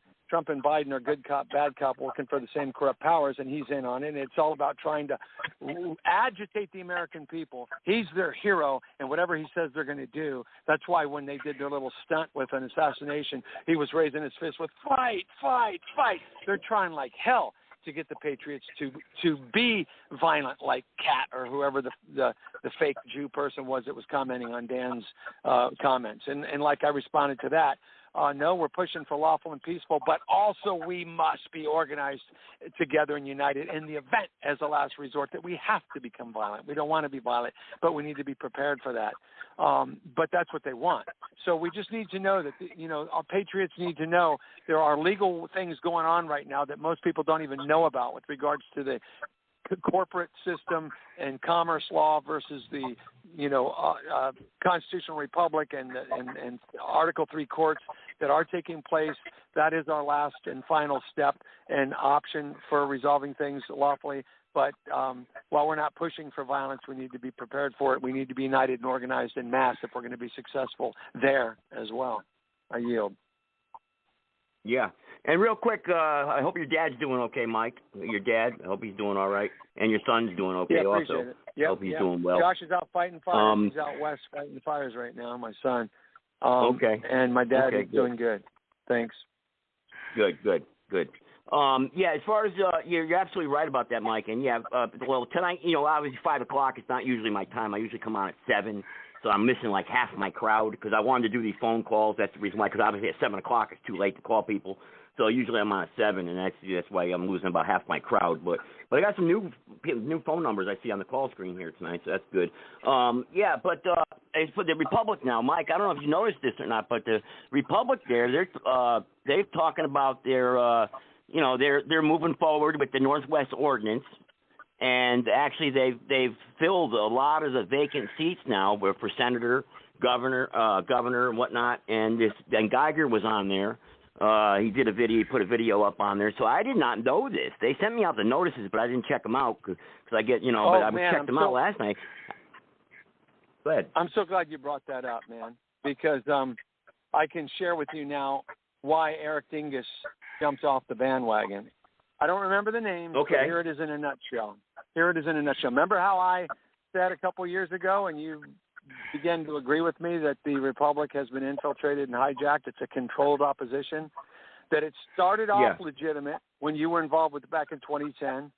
They disrupted it, but, Tim Turner in jail, people were disappearing, like you said, mysteriously dying, tuck and tail and running. So as it's resurfaced, a lot of the people involved with it don't even know the better. I believe James Carpenter himself doesn't know the better. And maybe even, several of the others that have been on your show, they don't know the better, but it has indeed been infiltrated and hijacked. Eric Dingus told me that he met with the man that was the person that Geiger and Carpenter and the Republic people were communicating with for the financing. And Eric called him out. It was an amazing conversation I had with him. He called out how the money that they're getting is in fact from the de facto. That's where the money's coming from, and that's consistent with the fact that it's controlled. And he called the guy out on how now that the Supreme Court made their ruling that they made with the Chevron case, that it can be used now to bring them all down, even with that bogus money, because all that money, as we know, is fraudulent. The de facto money, the whole money system, and the Fed is fraudulent. Yeah. And he said when he was saying all that to this guy, and I forgot his name, but he was the money man. Is it Nathan Peachy? Is it Nathan Peachy? I don't think that's the name. I'll talk to Eric again and ask him.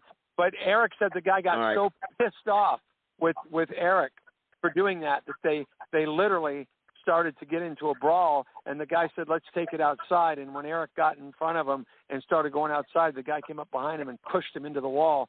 And Eric turned around, drew his knife. No way. They started scrapping. They were on the floor together, and Eric pulled out his sidearm and put it to the guy's ribs and said, don't make me kill you. Get off of me now. And the guy got off, and they started calming down. And Eric told me that he told all of this to Geiger, and he said that Geiger thanked him for bringing those issues to his attention with regards to who was funding and how they were going to go about funding it and the problems that existed with it. That's what Eric conveyed to me. So that's mightily significant. So the freaking thing is compromised still. Son of a bitch. You know, so, man, I mean, what are we going to do, man? Can we get anything straight? What's going on here? Man, that frustrates me. Damn. You know, all the work and hours and research and meetings and time, you know, meeting people and we allow this to happen. You know, better than anybody. Man, Dan can explain it. Dan can explain it better than anybody that's how they work. They infiltrate when something's taken off. They infiltrate it. They control it. They're all about controlling everything, just like they control the Fed. Wondering who all those people were in the Zoom call. They had about 50 people in the Zoom call, and I didn't recognize not one of them. I said, who the hell are these people? You know? Yeah. Man. Yeah. Oh, son of a bitch. I got Tave with his hand up here. I think this is Tave this time. Last time we had a crank caller. Is that you, Tave, 330? Yeah, it's me. I might cut in and out. We got a bunch of tornadoes and shit going on here, and I might just go out there and start a Tave-foon and end it all. Good God. I just caught the tail end of what Mike was saying, and all I can say from what I just heard was it sounded like you had a problem with someone in that Republican deal again, and they had Joe, like we talked with that one guy on the phone, and he said something, you know, he gave a spew for a while, and then all of a sudden it was about getting the funding and keeping the government the way it was and doing the funding situation. That's all I could take from it. Does that sound about right? And you had a fight over it? Go ahead, Michael. Want to elaborate? Answer his question? Wow. Yeah, so again, Eric Dingus, who I have always, you know, lauded as being the number one guy, tip of the spear in terms of going county to county, you know, encouraging local sheriffs and local communities to unincorporate, establish committees of safety, operate under common law. He's been doing it in Texas, and he's been doing it in Tennessee. He's been doing it in Michigan. The man knows his stuff, and he got involved because a couple years ago when I first started having my concerns about, you know, the Republic always, you know, pretty much, I forgot the word you would use, but putting down, you know, any kind of promotion of bottom-up common law, you know, we the people from the bottom up, they seem to be all or other people coming in, like David Strait and stuff, you know. They always resented that, you know.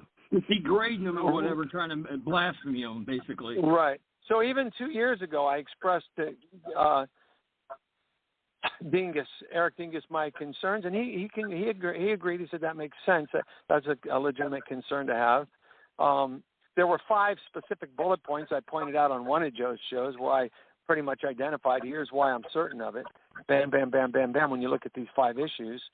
So, you know, a year and a half passed by, and a few months ago, Eric called me and said, wasn't it you that gave me the numbers once for some guys with the Republic? I said, yeah, and I encourage you to look at their DOSI and their, you know, their forms that they submitted with the World Hague and the courts. And he said, yeah, I want to take a look at that again. Give me that information, because now he was really heavily involved with his efforts, I mean, to the hilt, with trying to get the Republic stood up. So he wanted to really kind of get to the bottom of where the Republic was. And I gave him Jim Carpenter's number and Judge Walter's number. And a couple weeks later, Eric called me and said that he did review all their paperwork. All their paperwork was legit, you know, from back in 2010. And that he spoke with Geiger and he spoke with Carpenter, and that the movement itself is based on legitimate, lawful positioning. So they were using him. He was working for them. They were putting him as essentially as the what do you call it when you need a diplomat again? Ambassador. The ambassador. Thank you. Yeah, that he was the ambassador. He again for weeks was telling me that he was keeping up with them. That's when he was motivated to start doing the Thursday night shows that he was doing. He was highly involved at that point with talking with Geiger and Carpenter quite a bit. I remember he was that. all on board. Right. And that was only a couple months ago. Well, again, it was a few weeks ago. He called and said he stepped down.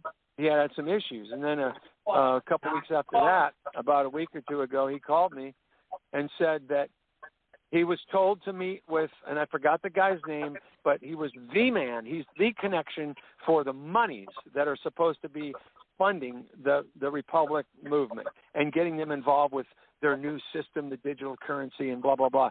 And he said when he was talking, he was at this meeting with him. The guy, as he was talking, Eric asked him, point out, where was this money coming from? Was it coming from the de facto? And he said, yes. And he said, the de facto is completely fraudulent. And do you know that now with this new Supreme Court ruling with the Chevron case, they can be brought up and will be brought up on all kinds of criminal charges.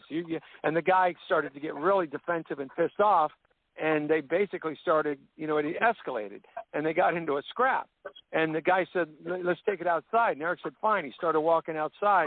The guy was behind him, and the guy pushed Eric up against the wall, and Eric turned around and drew his knife, and they started scrapping, and they ended up on the floor fighting, and Eric pulled out his sidearm and put it to the guy's ribs and said very calmly, don't make me kill you. Get off of me. And the guy got off, calmed down, and started changing and started apologizing and stuff, and they went their separate ways. And Eric, that was pretty much it. When he calls out their position on where they stand or where their funding's going to come from, which is eventually going to come to the surface anyway, why would somebody get so defensive if it's not bullshit? Well, the only reason it's coming to the surface is because of people like me and like Dan and like Joe and like you that are looking into things to hash them out, right? Shake out the carpet and see what dirty luggage is under it. Right? Well, why would you? And asking questions. He's probably a plant, questions. Right? You think? What's he's that? a plant anyway. He's a plant anyway because he's probably put in a position to offer that funding so he can actually, just like you'll be like a January 6th situation where you get sucked into this, come do this with us, and then they got you in a group and they can label you, tag you, and bag you. What do you mean? Who would be the plant? Who would you? The guy that would claim to have the money who wants to fight with Eric. Oh no, he was legitimately the guy that Geiger and Carpenter told him to go speak with the guy because he was the money connection. He's the guy that was connected with the money that was going to be funding this new system for digital currency and exchanging of gold and silver and being able to fund the Republic movement. And when Eric met with them, they were discussing it, and Eric started. That Sandy Marinicki woman or whatever, the Air Force colonel, she was on that show. She was on a radio show a couple months ago talking about 2009, 2010. We. She was never around back in 2010. That's what set up red flags with me. And then you told me that she may be a plant. So it's a good thing Eric didn't shoot him. And that's. Man, that's the bottom line with the Republic is there are legitimate people that are involved with it, just like Joe for the longest time was doing their show. He wants to see something positive take place.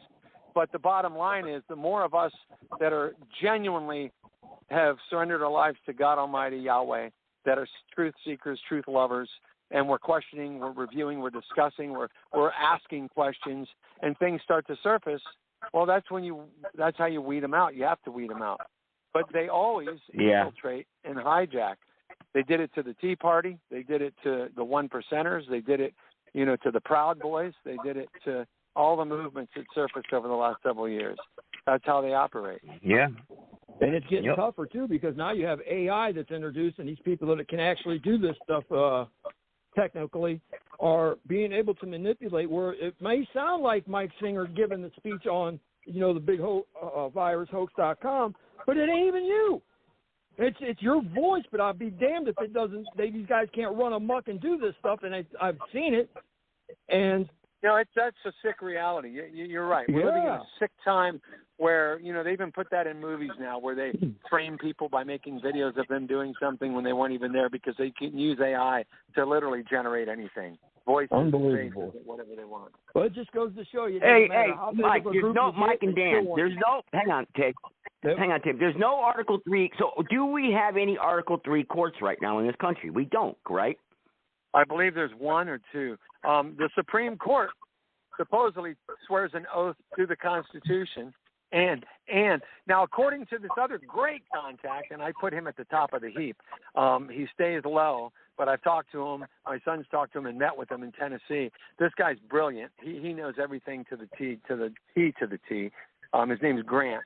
And he agreed to do a meeting. He said he'll do a Zoom meeting if I could get, Dan and you and me and Eric Dingus and all of us on there, and he'll give his, perspective on things, which we need to do.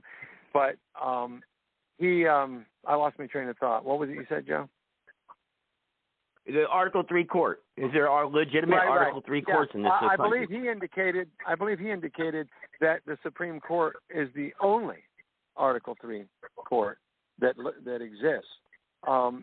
Okay. But I think I had heard from Eric and through my son that supposedly there's an Article 3 court in New York.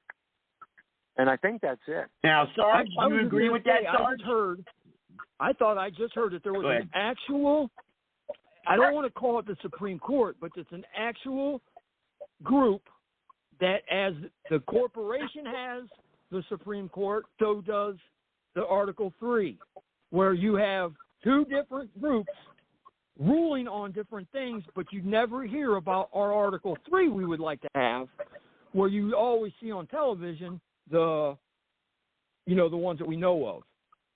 That's like I don't even know what you want to call it, it's like the black pope and the white pope. You see the white pope drive around in his glass case all the time, but he doesn't make the choices and decisions for the Catholic community or anybody. It's the black pope behind the screen that does it. Is that not right, Dan? Just so you guys know, I'm stepping out of my car and going into Home Depot.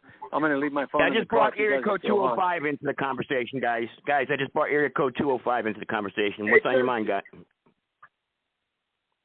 Joseph, what do you think of this? This Tim Walz, I just watched his speech.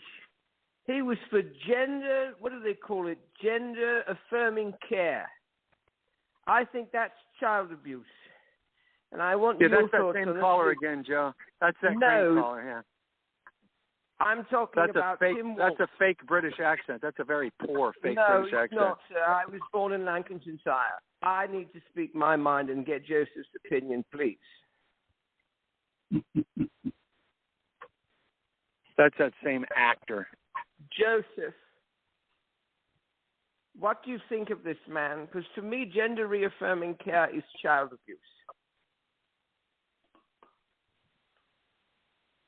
Go ahead. I'm sorry. I got disconnected for a second. I'm sorry. Go ahead. Anybody, whatever he's talking about there, go ahead. I wanted to get your opinion on Tim Walz and gender affirming care. I believe it's child abuse, and I wanted your thoughts. Yeah. Joseph. Yeah. Yeah. I'm having a here. I don't know if you can hear me.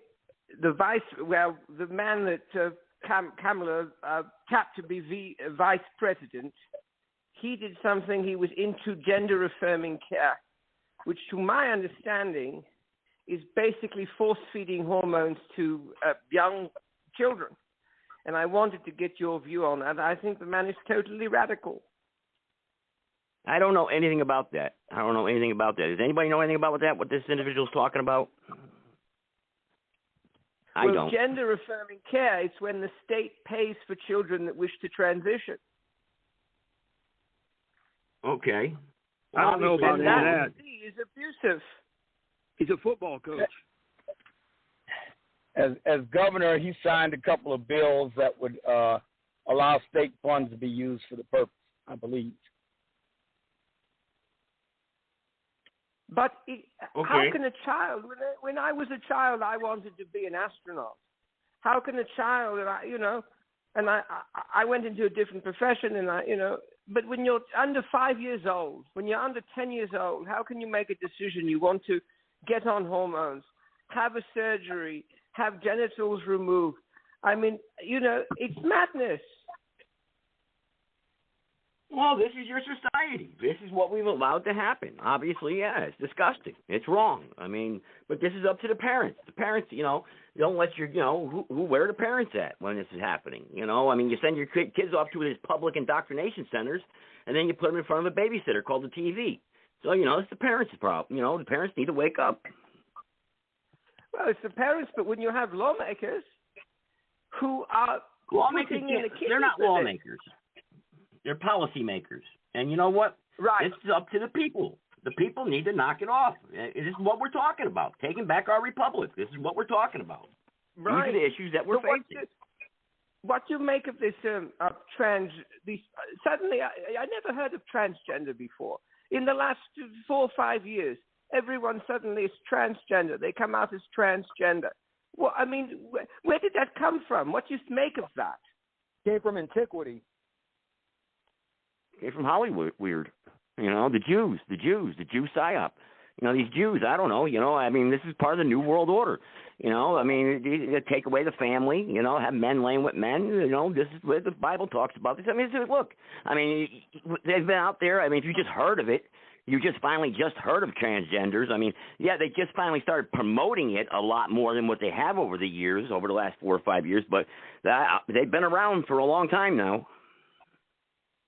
Oh, no, I know. I'm just saying it's in the media now more than ever. And people, yeah. even listen, I have no problem if you are gay, lesbian, but now it's everywhere. You can't turn on a television program.